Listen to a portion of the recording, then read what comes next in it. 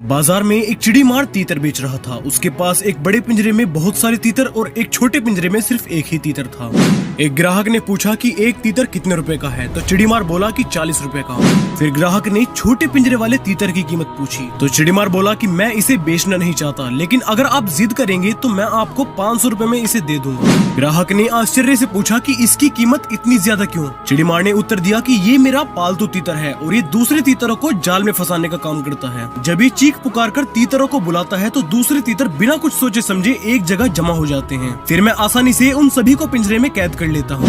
ग्राहक ने तीतर वाले को 500 रुपए देकर उस तीतर को लिया और सरेआम बाजार में उस तीतर की गर्दन मरोड़ दी। किसी ने पूछा, अरे जनाब, आपने ऐसा क्यों किया? तो ग्राहक ने उत्तर दिया कि ऐसे दगाबाज को जिंदा रहने का कोई हक नहीं, जो अपने ही समाज को फंसाने का काम करें और अपने ही लोगों को धोखा दें। हमारे समाज में भी 500 रुपए की कीमत वाले बहुत से तीतर हैं, उनसे सावधान।